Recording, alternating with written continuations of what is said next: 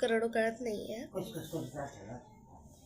आज आहे ना मी स्कूलला नाही गेले का ते मी मला रिझन सांगते. ते थोडेसे गोळी खावं लागले मला, पण अशक्य असं आहे की हो.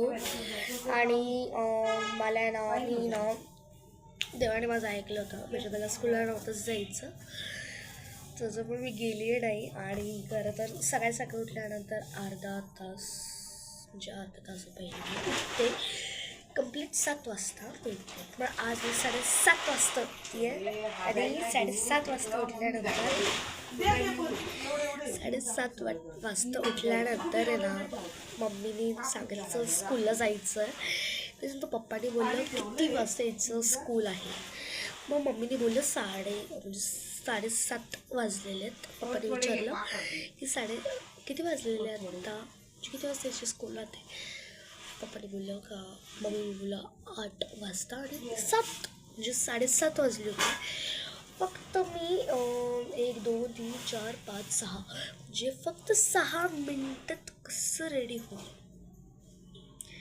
6 मिनिटात कसं रेडी होईल. पप्पानी बोललं असं का कसं काय ती रेडी होईल, आता कसं काय रेडी होईल.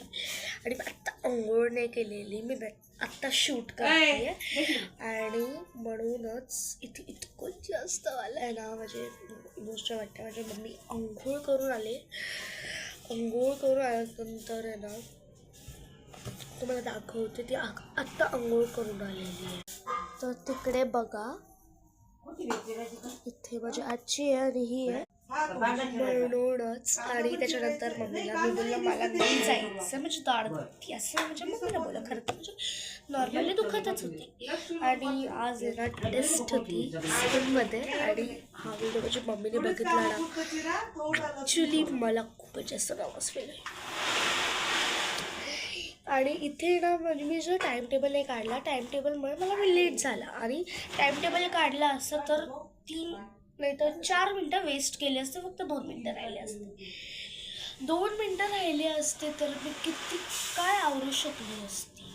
आंघोळ केली असते 2 मिनटात, पण युनिफॉर्म वगैरे काहीच नाही घालू शकली असती. ॲक्च्युली मला टाईम म्हणजे ना, म्हणूनच या टाईमटेबल मला इतका वेळ झाला. कोणी हा व्हिडिओ बघितला ना सिरियसली मला बोललेच भेटणार. आणि ट्रॅव्हल अंकल मला बोलले कावर कोणी आली, मी काहीच नाही बोलली, मी इग्नोर केलं. मी खाली गेले होते त्यांना काहीतरी दाखवायला. तर त्यासाठीच एवढंच. भेटूया नेक्स्ट ब्लॉगमध्ये. जय Shivray, bye all of you.